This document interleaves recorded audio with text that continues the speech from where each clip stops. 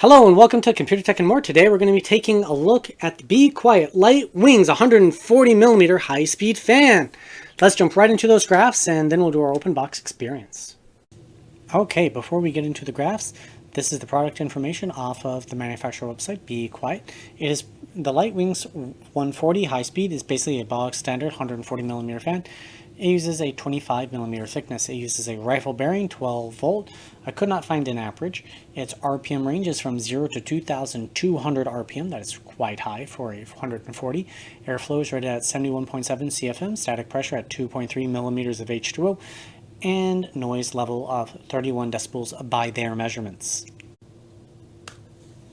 Okay, first up in the graphs is the case simulation test. The case simulation test can be looked at in a couple different ways. First and foremost, the case simulation test tests how efficient the blade design is at pushing air through a case. So what I mean in particular by that is the most perfect fan design in the world in an ideal world without any losses would basically create a cylinder of air directly behind the fan.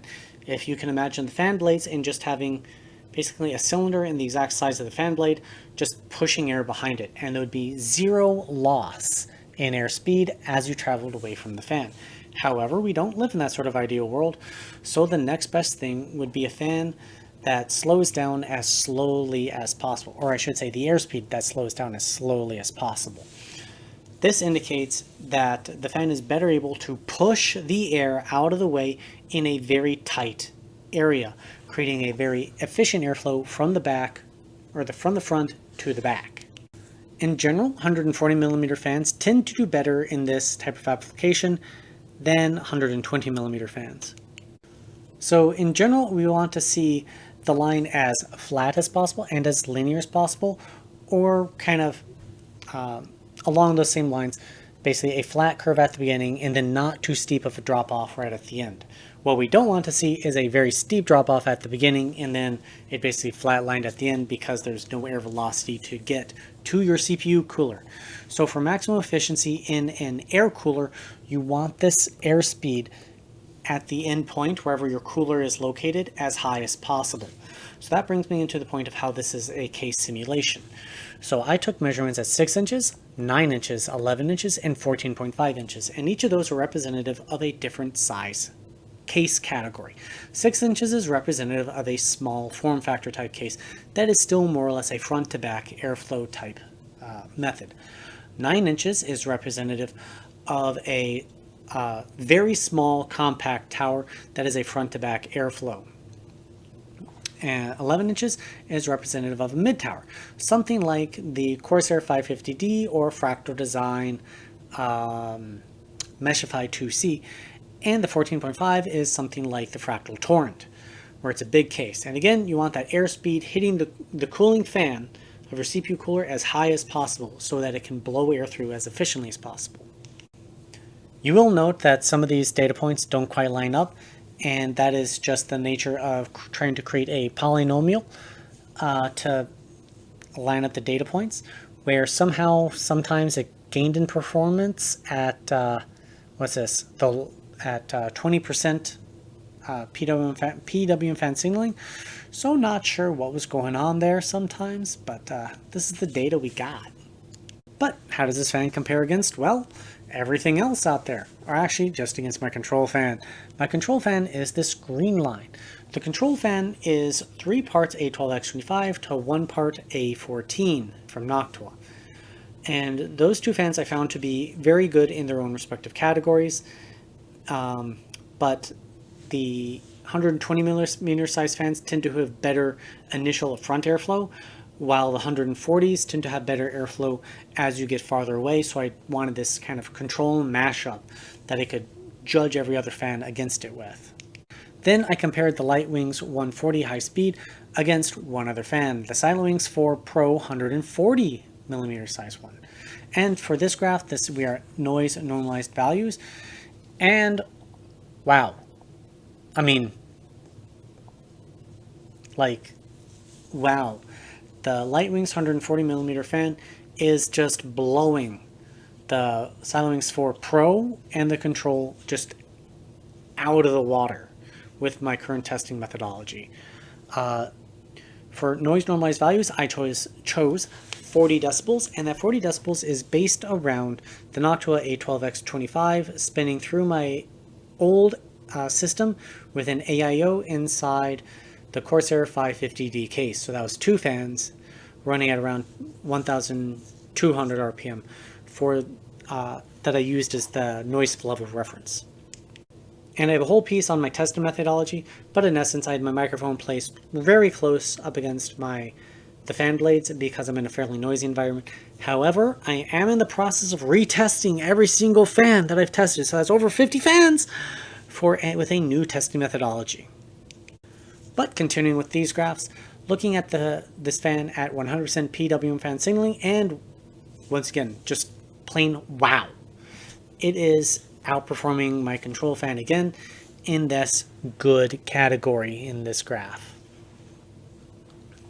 Comparing it against every other fan I've tested, it is hands down the best 140mm fan that I've tested. It has the highest end airspeed. It has the highest beginning airspeed. I would almost say right now that it is the best fan for 140mm fan for a case airflow application.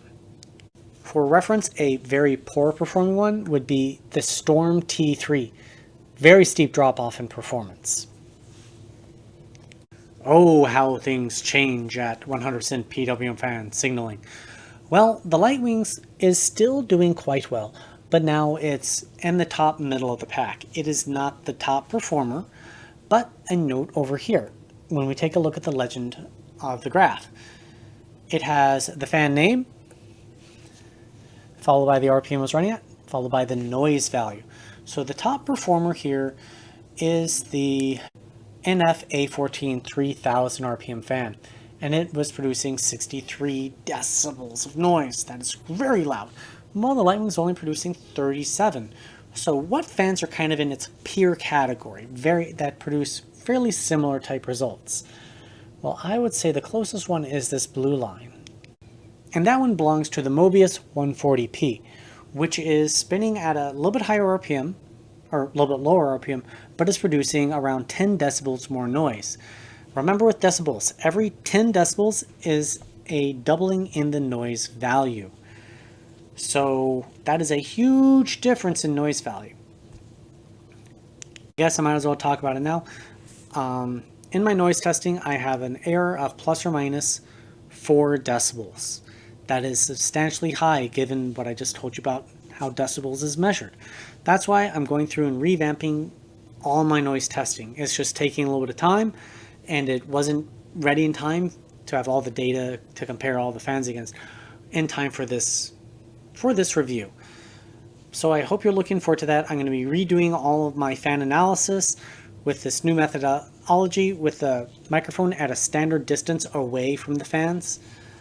That's a little bit further, but so I have to be more careful with my environment when I'm testing it, so that the noise levels are more closely matched than I was previously doing it, because previously I just put the microphone so close to the fan that it didn't matter. But I think I was getting too much error in that measurement. So I'm also going to be talking about how the fans placed previously and how they're placing now. So I hope you're looking forward to that content. Next up in the case airflow test, we're taking a look at how the fans did at the 9-inch mark for airspeed versus decibels. So the 9-inch mark is sort of this middle ground between where the fans that are very bad at concentrating their airflow, so they shoot it off to the sides, haven't completely lost all the fans' airspeed, so it's fairly easy to measure. But the fans that are good at pushing airflow in that basically cylinder of air behind the fan are still running very strong, so it'll create a larger offset difference, but it won't be too extreme if I did like the 11-inch mark. So it's pretty clear that the Lightwings 140 is top dog here. It's just kicking butt. It is noise efficient and it's moving a lot of air, so it's looking good.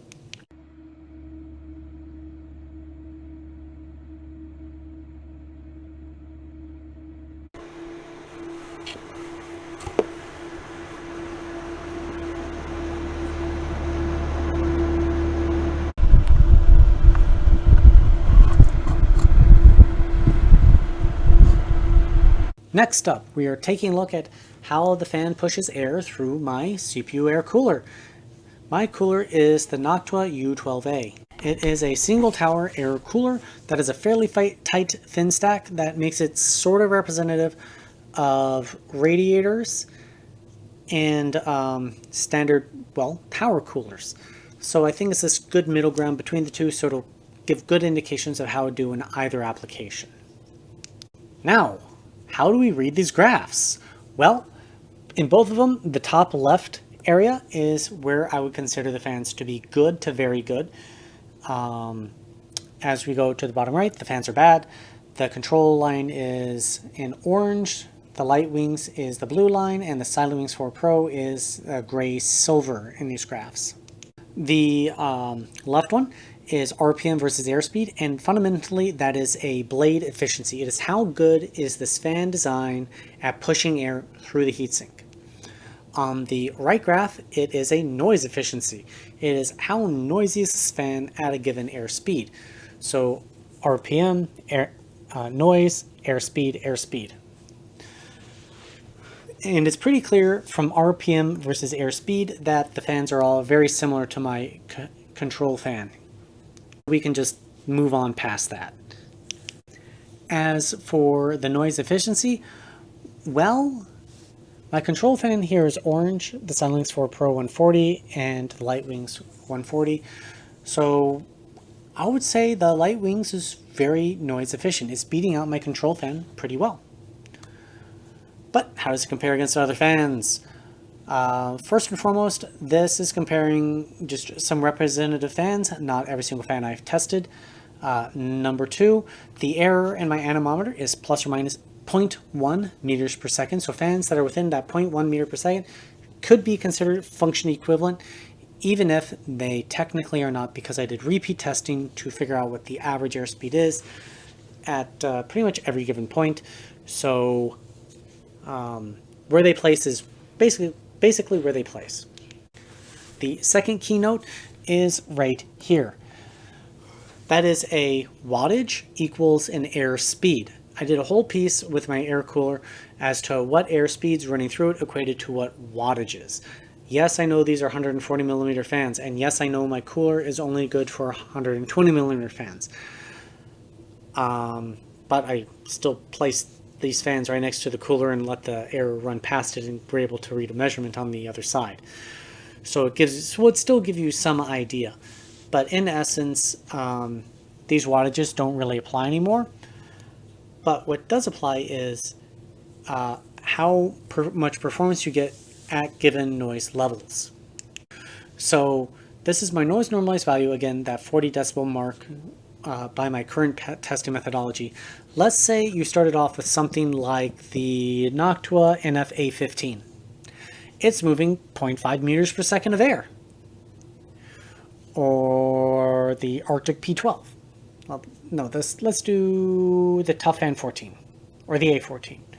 Well, if you jump up to the Light Wings 140 high speed, for that same noise level, you're now moving 2 meters per second of air. So that means, in theory, you're going to get better performance, better wattage out of your CPU, so clock speed, for that noise value. You could also take that number, and let's say you think my noise value is too high after you actually acquired the fans and started running it. Well, then you could dial back the RPM on the fan, the PWM fan signal, to a lower level and achieve functionally the same or slightly better clock speed wattages for that lower noise value. At that 100% mark, how does it perform? Well, now you're taking a look. The Tough Fan 14 is now outperforming the Light Wings 140. So you have given up its top end for the low end performance. Matter of fact, it's spinning at 2,184, and at 100% it's spinning at 2,184. So it is already running at 100% at my noise normalized values. So you're already giving it all she's got. There's nothing left in the tank of this fan at the noise normalized values. So if you actually need that extra performance, that air speed running through it compared to whatever fan is stock its max speed, So let's just say you had the Arctic P14 as your stock fan. Well, by switching to the Lightwings 4 or the Lightwings 140 high speed, you're not going to get any more performance. What you are getting is better noise performance, 67 decibels versus 37. But you're not going to get any more airspeed performance. So you need to be able to pick and choose what is most important to you. And next is airspeed through the cooler versus decibels. So right here we see the Lightwings. It just performs really quite well. It has some steps in it where you get a lot of increase in, well, actually this is airspeed, and then it kind of levels out and you get a more noise increase for very little increase in airspeed, and it has these little kind of steps in there. Don't know specifically why offhand, but compared to a lot of other fans, it's just doing quite excellent. The biggest issue with it is its top end. It just doesn't have the same sort of top end high airspeed as a lot of other fans. But if you're looking at comparable fans with maximum top air speeds, it's doing a lot better for less noise, or it's doing the same amount of air speed for less noise. Next up, we have CFM testing. So this CFM is not directly comparable to my 120 millimeter fan tests. They use different testing apparatuses. Personally, I don't really like CFM testing for case fans, because it hides a lot of the problems with the case fans themselves. And what I'm talking about is, to do CFM testing, you're putting the fan essentially up against a tube, and you're blowing air down that tube. Well, if you're blowing air down a tube, then the tube walls are going to contain the air that the fan is blowing, not allowing it to shoot off to the sides if the blade design is not, and frame design is not efficient at channeling the air behind it. So it's going to hide the fact that a fan is shooting air off to the sides. Mind, a fan that does shoot air off to the sides is going to perform worse than a fan that's better at creating that cylinder shape I'm talking about, of just a nice tight funnel of air going behind it. But they're going to appear much closer in performance than they otherwise would. Fundamentally, at its core, CFM testing is very similar to testing the fan going behind a radiator or a heatsink, because both those two devices have a tendency to straighten out the airflow going behind it in the first place. So talking quickly about how the Lightwings did in CFM testing, well, it slightly underperformed versus my control fan. So this would be the A14. So it's not doing quite as well there. And in the noise performance, it's actually doing a little bit better than it. Actually, quite a lot better than it. Comparing against basically every other fan, noise normalized values, it is at the very top. No real surprise. We basically saw that with cooler testing. When we take a look at it at 100%, well, it's dropped back in position quite a lot. You have the fan name, RPM it was running at, noise level, and of course the CFM value at the end. It's once again basically functionally equivalent to the Mobius 140p. Similar RPMs, but the Lightwings is quieter, and it's pretty far off from the top contenders. Mind, it's at quite a good noise value. And last but not least, CFM versus decibels. It is still at the top of the graphs. No real change. Very similar to cooler testing. Let's do our open box experience. Okay, we finished going over basically the data for this fan. Let's do our open box experience. Well, it comes in this box, and it comes with some screws, and that's about it. The back of the box has some basic product information, its general performance characteristics, how much voltage, amperage it takes, airflow, diameter, and thickness. So it's pretty average in that regard. And this is the fan itself. So let's talk about the basics of the fan. So it comes with two cables, one for RGB lighting with an extension, and one for your power headers for the fan headers and your motherboard. So you've got twice as many cables to deal with as a non-RGB fan for your cable management. So all that being said, let's take a look at the frame. Well, it has this light ring on it, and then it has these little bit of frame gaps. So if you're looking only at the front, if you have this in a pull configuration, you're going to get pressure loss around there. But because the light is only on the front, there's no reason to do that. If you have this flush up against something, you're not going to see the lights that you basically paid for. So when you take a quick look at the back, it's all perfectly flat, which means it'll create a nice pressure seal on your radiator, your heatsink, whatever you have, creating a good pressure application fan. And it has nice rubber dampeners on it. This little bits is artistic and saves a little bit on material. It serves no functional purpose and doesn't actually reduce performance in this fan whatsoever. It's just there. These struts and stabilizers that are holding the central hub are very thick, so you're getting some loss in performance because of them. And a matter of fact, there are two thick ones. They could have doubled them up and had two cables coming through here rather than another cable that must route around it. So you're just getting extra loss by having two thick struts rather than just one thick one. They could have easily managed to fit whatever cable is in here. At the back of the housing, they could have definitely made the blades a little bit longer. I see just a little bit of extra housing in there, and there's just quite a bit of gap between there, but that'll also help with reducing the amount of noise. You don't want everything just pressed up against each other because that creates disturbances in the airflow and turbulence, and that's what makes noise. BeQuiet is known for this wave pattern on their fans, and it both looks cool and serves a practical purpose. As air travels along the fan blade, it tries to roll off the end of it. So you want the fan blade to get as close to the edge of the frame as possible. But having these ridges actually helps guide the airflow down through it rather than sliding off the edges. So it's very similar to what you find on an airplane wing that have those ribs and vanes that just are there as flow guides to keep the air from sliding in the wrong direction off a wing.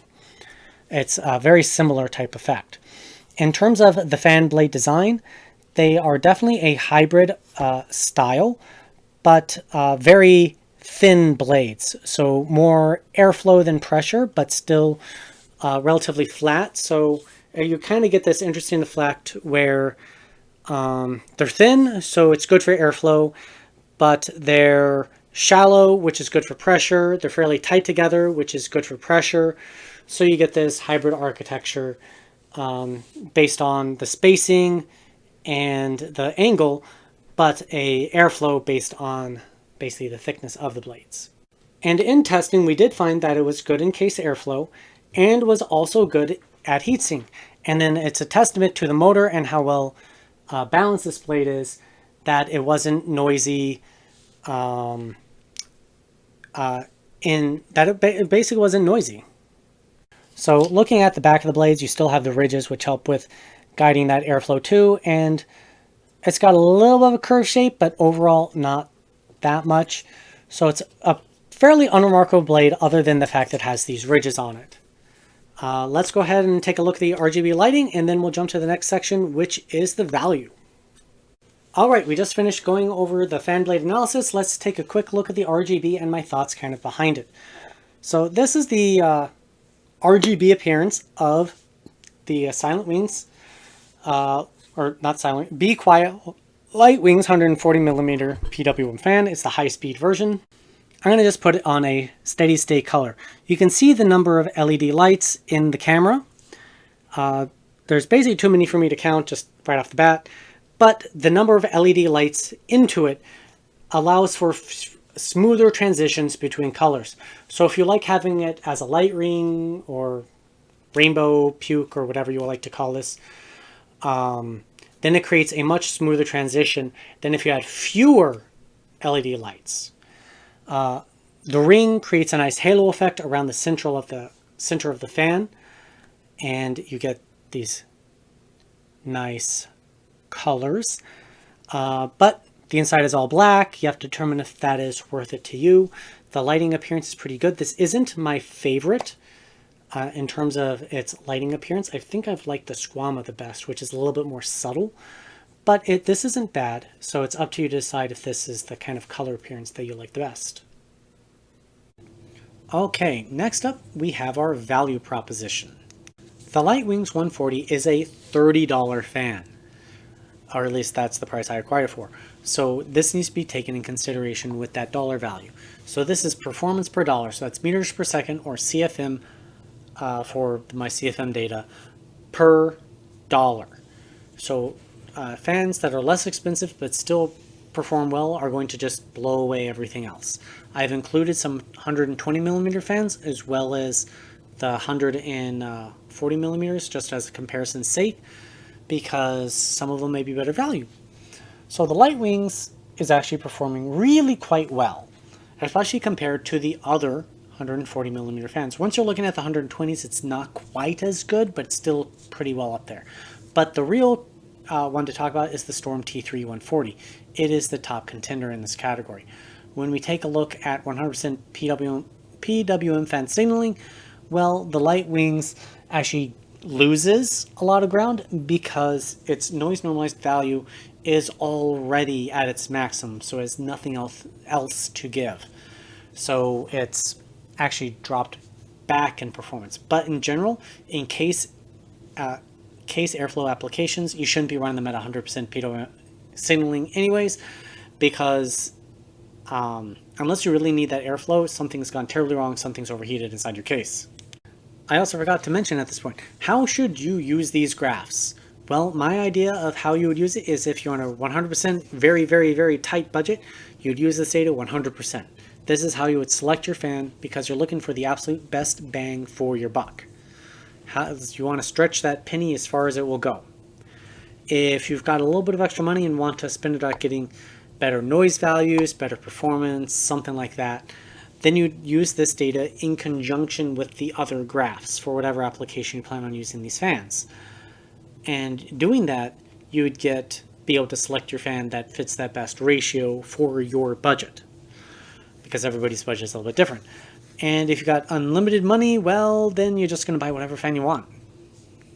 But moving on, how does it rank at the 11-inch mark in the case airflow test?